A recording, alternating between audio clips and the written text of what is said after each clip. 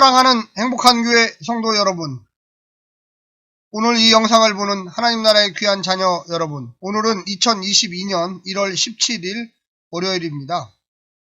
교회를 다니면서 신앙생활을 하는데 예수님에 대한 나와의 관계가 어떤 것인지 고백할 때 어떤 마음으로 고백을 하게 됩니까?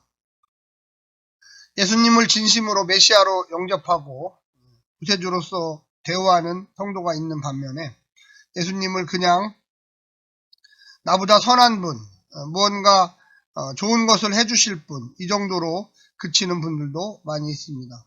신앙생활을 오래 했지만 예수님을 나의 구세주로 고백하지 못하는 분들도 있습니다. 너무나 안타까운 현실에 직면하게 됩니다.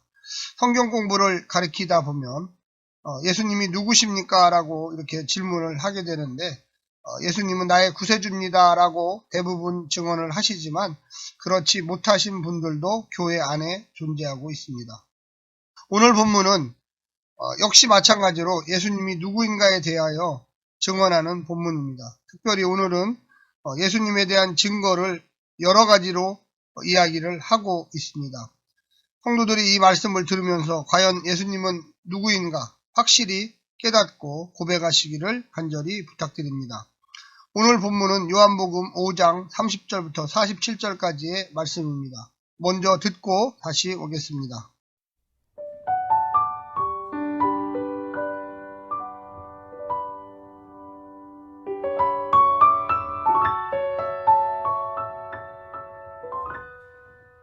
내가 아무것도 스스로 할 수 없노라. 듣는 대로 심판하노니 나는 나의 뜻대로 하려 하지 않고 나를 보내신 이의 뜻대로 하려 함으로 내 심판은 의로우니라. 내가 만일 나를 위하여 증언하면 내 증언은 참되지 아니하되 나를 위하여 증언하시는 이가 따로 있으니 나를 위하여 증언하시는 그 증언이 참인 줄 아노라. 너희가 요한에게 사람을 보내매 요한이 진리에 대하여 증언하였느니라. 그러나 나는 사람에게서 증언을 취하지 아니하노라. 다만 이 말을 하는 것은 너희로 구원을 받게 하려 함이니라.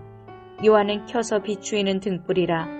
너희가 한때 그 빛에 즐거이 있기를 원하였거니와 내게는 요한의 증거보다 더 큰 증거가 있으니 아버지께서 내게 주사 이루게 하시는 역사, 곧 내가 하는 그 역사가 아버지께서 나를 보내신 것을 나를 위하여 증언하는 것이요 또한 나를 보내신 아버지께서 친히 나를 위하여 증언하셨느니라. 너희는 아무 때에도 그 음성을 듣지 못하였고 그 형상을 보지 못하였으며 그 말씀이 너희 속에 거하지 아니함이니 이는 그가 보내신 이를 믿지 아니함이라. 너희가 성경에서 영생을 얻은 줄 생각하고 성경을 연구하거니와 이 성경이 곧 내게 대하여 증언하는 것이니라. 그러나 너희가 영생을 얻기 위하여 내게 오기를 원하지 아니하는도다. 나는 사람에게서 영광을 취하지 아니하노라. 다만 하나님을 사랑하는 것이 너희 속에 없음을 알았노라. 나는 내 아버지의 이름으로 왔음에 너희가 영접하지 아니하나 만일 다른 사람이 자기 이름으로 오면 영접하리라. 너희가 서로 영광을 취하고 유일하신 하나님께로부터 오는 영광은 구하지 아니하니 어찌 나를 믿을 수 있느냐. 내가 너희를 아버지께 고발할까 생각하지 말라. 너희를 고발하는 이가 있으니 곧 너희가 바라는 자 모세니라. 모세를 믿었더라면 또 나를 믿었으리니 이는 그가 내게 대하여 기록하였음이라. 그러나 그의 글도 믿지 아니하거든 어찌 내 말을 믿겠느냐 하시니라.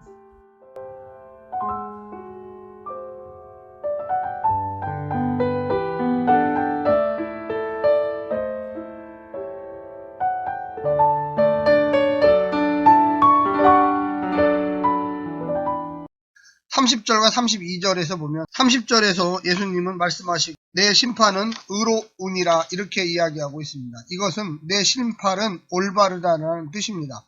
그 근거는 하나님의 뜻, 즉 나를 보내신 분의 뜻대로 했다는 것입니다. 하나님 아버지의 뜻을 거스리는 것은 죄이기 때문에 그렇습니다. 33절부터 40절까지 구약에서 또는 예수님 당대의 증언의 올바름은 두세 사람의 증인이 있어야 했습니다. 신명기 19장 15절에는 이렇게 증언합니다. 두세 사람의 증언이 있어야만, 두세 사람의 입이나 세 사람의 입이 있어야만 그 일을 확정할 수 있습니다. 이렇게 이야기합니다. 예수님의 증언자는 침례 요한이었습니다. 33절에 이르기를 너희가 요한에게 한 사람을 보내매 요한이 진리에 대하여 증언하였느니라 이렇게 이야기합니다. 그리고 이 말은 1장 19절부터 28절을 또한 이야기한 것입니다. 그러나 예수님은 사람의 증거를 원하지 않으셨습니다. 그러나 34절에 예수님은 사람의 증거를 원하지 않으십니다. 예수님은 내적 증거와 하나님 외적 증거가 있습니다. 요한복음 2장 24절부터 25절에 특별히 이야기하고 있고요. 25절에는 어느 누구의 증언도 필요하지 않으시기 때문이다 이렇게 이야기하고 있습니다. 예수님은 스스로 인간의 마음을 아셨기 때문에 증언이 필요하지 않습니다. 그만큼 나약하기 때문에 그렇습니다. 예수님은 스스로 비추는 빛입니다. 집내 요한은 타오르면서 빛을 내는 등불로 이야기하고 있습니다. 집내 요한은 타서 없어지지만 예수님은 영원히 타는 빛이십니다. 그래서 집내 요한은 3장 30절에 그는 흥하여야 하고 나는 쇠하여야 한다고 이야기했습니다. 요한의 증거보다 더 큰 증거가 있습니다. 하나님이 증거이시기 때문에 그렇습니다. 요한의 증거보다 대단한 움직일 수 없는 증거입니다. 요한은 당대의 선지자로 인정받은 자였습니다. 그래서 회개의 침례를 받으러 수많은 군중들이 나왔습니다. 당대 최고의 의인이 인정한 자가 바로 예수님이십니다. 하나님은 예수님을 보낸 자입니다. 지금 하나님이 예수님을 인정합니다. 마태복음 3장 17절 보면 요한으로부터 예수님의 침례시 하늘에서 소리가 나기를 이는 내가 사랑하는 아들이다. 내가 그를 좋아한다라고 이야기하고 있습니다. 또한 마태복음 17장 5절에 보면 베드로 요한의 동생 야고보와 변해산에 올라갔을 때 소리가 났습니다. 그리고 구름 속에서 이는 내 사랑하는 아들이다. 나는 그를 좋아한다. 너희는 그의 말을 들어라라고 소리가 들려왔습니다. 이런데도 불구하고 유대인들은 예수님을 불신했습니다. 그래서 하나님의 말씀이 유대인들의 마음속에 거하지 않으셨습니다. 38절에 유대인들은 어릴 적부터 말씀을 배우고 암송합니다. 그러나 불신의 마음은 메시아를 몰라 보았다는 것입니다. 왜 유대인들은 구약 성경을 그리도 잘 아는데 예수님을 메시아로 몰라 보았을까요? 40절에 이렇게 이야기합니다. 그러나 너희가 영생을 얻기 위하여 내게 오기를 원하지 아니하는도다. 이렇게 말씀하면서 그들의 거부하는 마음을 드러내셨습니다. 유대인들은 예수님께 나아오지 않았기 때문입니다. 그들은 원하지 않았습니다. 예수님이 메시아인 것을 믿지 못한 것은 유대인들은 예수님이 메시아인 것을 원치 않았기 때문입니다. 바르게 보려고 하는 의지가 전혀 없었던 것입니다. 오늘날도 그렇습니다. 한국 사회에서 복음은 성서와 교회에 있다고 하며 교회 출석을 겉면해도 교회의 비를 먼저 보는 사람들이 많습니다. 성서의 진리와 예수 그리스도의 삶을 쫓으려기보다 불평과 고난을 먼저 봅니다. 그래서 그들은 교회에서 성서에 복음이 없다고 단정합니다. 악하게 보기 때문에 악하게 믿어지는 것입니다. 그런 사람들이 일부 있습니다. 가르치는 자들이 먼저 살지 않으면 아무리 좋은 하나님 말씀이라도 하나님 나라라도 믿어지지 않습니다. 가르치는 자들이 먼저 마음을 열고 하나님 나라를 보고 경험해야 합니다. 그리고 전파해야 합니다. 바리새인과 서기관들이 예수님을 바로 보지 않으려는 것과 같습니다. 오늘날 한국교회 목회자들이 왜 성서에 직면하지 않을까요? 성서의 말씀대로 살 수 없다고 단언하기 때문입니다. 물론 완벽할 수 없는 모두 다 죄인인 인간들입니다. 그러나 성령님을 의지하고 직면해야 합니다. 하나님의 도우심을 믿고 성서의 말씀대로 살겠다고 작은 것부터 결심해야 합니다. 그래야지 능력이 생깁니다. 하늘로부터 오는 힘이 생깁니다. 41절 44절에 유대인들이 예수님을 믿지 않는 이유 하나님의 영광을 구하지 않기 때문입니다. 모두 하나님의 영광 도둑들입니다. 오늘도 목사나 직분자들이 하나님의 영광을 가로챕니다. 하나님께 돌려야 할 것을 자신들에게 돌립니다. 자신들이 하나님이 된 것처럼 행동하는 목사들이 많습니다. 특별히 한국의 대형교회 목사들을 한번 바라보십시오. 비리에 대부분 연관되어 있고 사회적 지탄을 받고 불의에 한가하지 못합니다. 오히려 정치권의 눈치를 보고 교회 당회의 장로들의 눈치를 봅니다.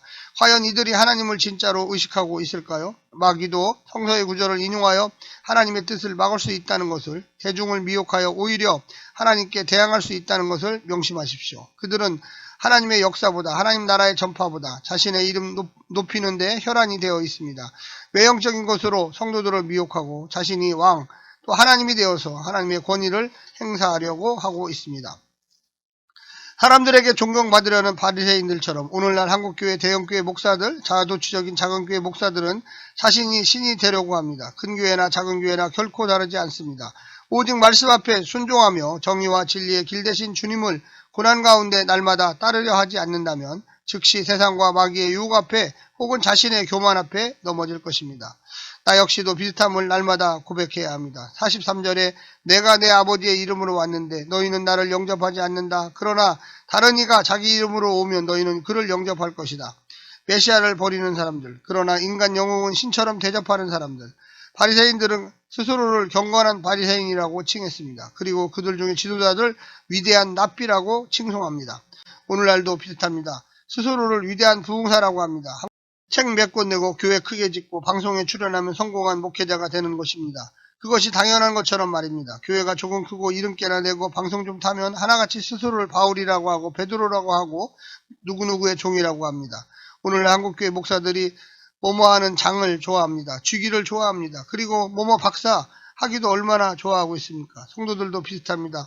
자신의 교회 목사가 하나님 다음이라고 생각하는 성도들이 얼마나 많습니까? 착각하지 말아야 합니다. 우리들 모두는 그 누구를 막론하고 죄인이라는 것을 깨달으십시오. 어떤 모습을 지녀도 죄인입니다. 예수님의 십자가 은혜 없으면 아무 소용없는 쓰레기 인생이 되는 것입니다.